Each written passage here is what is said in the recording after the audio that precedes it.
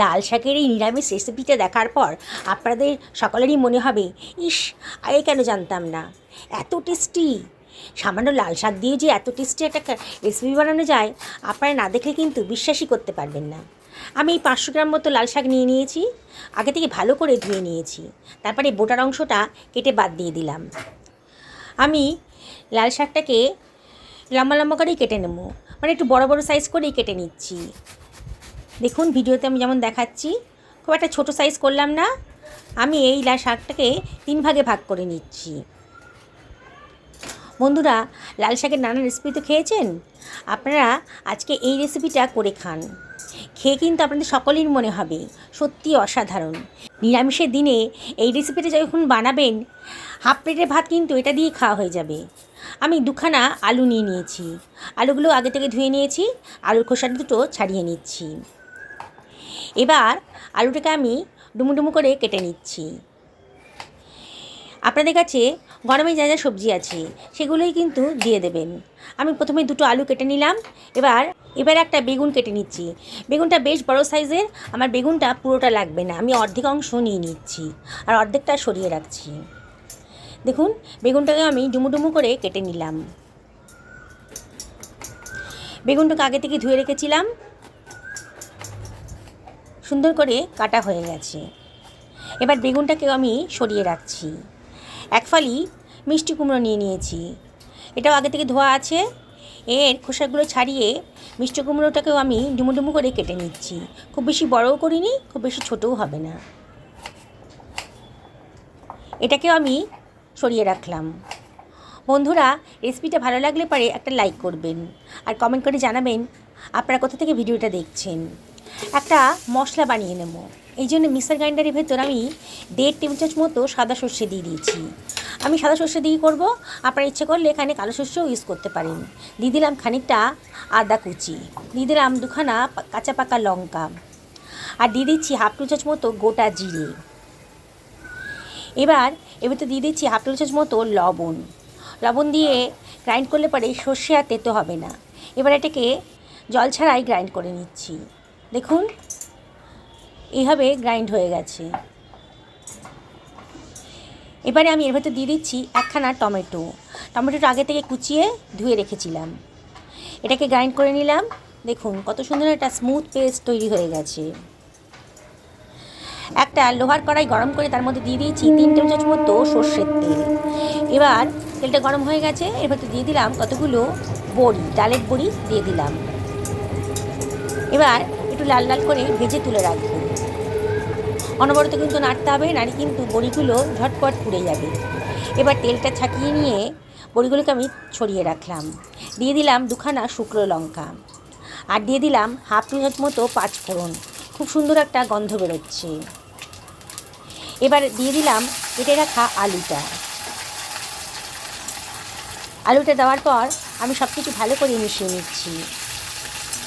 Minute খানেক নাড়াচাড়া করে আলুটাকে একটু ভাজা ভাজা মতো করে নেব। বন্ধুরা, রেসিপিটা কিন্তু সত্যি খুবই টেস্টি। এবার দিয়ে দিলাম মিষ্টি কুমড়োর টুকরোগুলো।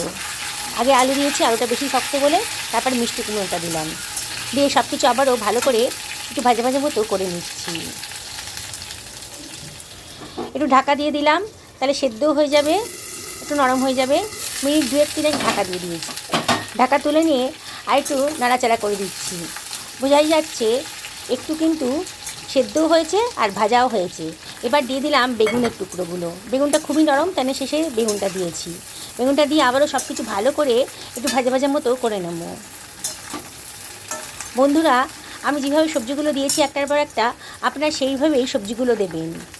এবার দিয়ে দিচ্ছি হাফ টেবিল চামচেরও কম হলুদের গুঁড়ো, আর দিয়ে দিলাম হাফ টেবিল চামচেরও কম লবণ।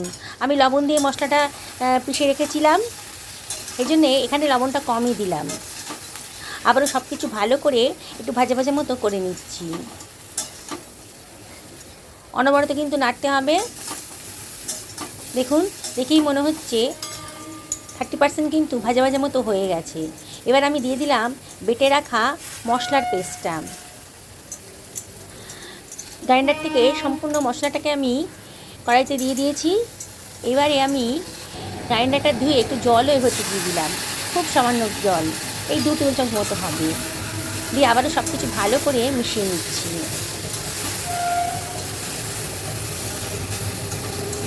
বন্ধুরা, রান্নাটা কিন্তু খুবই সোজা। অনেকের কাছেই কিন্তু লাল শাকের এই রেসিপিটা একেবারেই অজানা, অনেকে হয়তো জানেন। যারা যারা জানেন তারাও আমাকে কমেন্ট করে জানাবেন আপনারা কীরকম করে বানান। আমি ঢাকা দিয়ে রাখলাম 5 মিনিটের জন্য, মিডিয়াম টু লো ফ্লেমে রেখেছিলাম, আর ঢাকাটা খুলে একটু নাড়াচাড়া করে দিচ্ছি। দেখুন আমার কিন্তু 50% সবজিগুলো কিন্তু সেদ্ধ হয়ে গেছে। আমি কেটে দেখাচ্ছি, 50% সেদ্ধ হয়ে গেছে, আর বাকি সবজিগুলোও কিন্তু বেশ নরমই হয়ে গেছে। এই অবস্থায় একটু নাড়াচাড়া করে আমি এবার দিয়ে দেব কেটে রাখা লাল শাকগুলো। সমস্ত লাল শাকগুলোই দিয়ে দিচ্ছি। কড়াইটা পুরো ভরে গেছে, কড়াইটা একটু ছোটোই হয়ে গেছে, তবে একটুখানি ওভেনে থাকার পরেই কিন্তু শাকগুলো বেশ মজে যাবে, তখন আর কড়াইটাকে ছোটো বলে মনে হবে না। সব কিছু ভালো করে মিশিয়ে নিচ্ছি।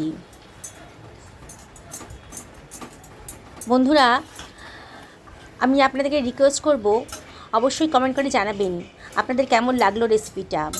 আর যারা আজকে আমার চ্যানেলের প্রথম দিন তাদেরকে আমি রিকোয়েস্ট করব আমার চ্যানেলটা সাবস্ক্রাইব করার জন্য।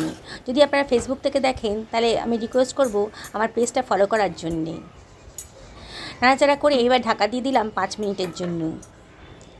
শাকে যে জলটা ছিল তাতে কিন্তু শাকটা সেদ্ধ হয়ে যাবে। ঢাকাটা তুলে 5 মিনিট বাদে একটুখানি চিনি দিয়ে দিলাম, আর ভেঙে দিলাম বড়িগুলোকে, ভাজা বড়িগুলোকে একটু ভেঙে দিয়ে দিলাম। শাকের মধ্যে যদি একটু জলো জলো ভাব থাকে তাহলে বড়িটা কিন্তু জলো ভাবটা টেনে নেবে, বেশ শুকনো শুকনো হয়ে যাবে। লাল শাকের চচ্চড়ি বলুন আর লাল শাকের ঘন্টই বলুন, খেতে কিন্তু সত্যি অসাধারণ। সব কিছু ভালো করে মিশিয়ে নিচ্ছি। দেখুন বন্ধুরা, কত কালারফুল হয়েছে, আর দেখে কিন্তু জিভে জল চলে আসছে। একটা সাধারণ খাবার, তাতেই যদি এত টেস্টি বানানো যায় তাহলে কিন্তু অল্প খরচেই আপনারা একটা রেসিপি বানিয়ে ফেলতে পারবেন। দেখুন বন্ধুরা, কত সুন্দর দেখতে লাগছে। আমি আপনাদেরকে আবারও রিকোয়েস্ট করব, একদিন অন্তত এভাবে বানান। এখন কিন্তু বাজারে প্রচুর লাল শাক উঠেছে, আমার কিন্তু হয়ে গেছে রান্নাটা। দেখুন বন্ধুরা, কত সুন্দর দেখতে লাগছে, অসাধারণ দেখতে লাগছে, আর খেতেও কিন্তু সত্যি অসাধারণ হয়েছে। আর যা যা উপকরণ ব্যবহার করেছি সকলেই আপনাদের বাড়িতে থাকে। খুব সামান্য উপকরণ দিয়ে এত সুন্দর টেস্টি একটা রেসিপি তৈরি হয়ে গেল। দেখুন বন্ধুরা, কত সুন্দর দেখতে লাগছে। আপনারা এটা গরম ভাতের সাথে ট্রাই করবেন। নিরামিষের দিনে একটা চিন্তা তো থাকেই, আপনারা রেসিপিটা বানিয়ে নিন, অর্ধেক প্লেট ভাত কিন্তু এটা দিয়েই খাওয়া হয়ে যাবে। আমি কিন্তু ভাতের সাথেই এটা খাবো, সত্যি বলছি অসাধারণ লাগে। আপনারা অবশ্যই বাড়িতে একদিন বানান, আর অবশ্যই আমাকে কমেন্ট করে জানাবেন যে আপনাদের কেমন লাগলো। সকলে ভালো থাকুন, এই কামনাই করি।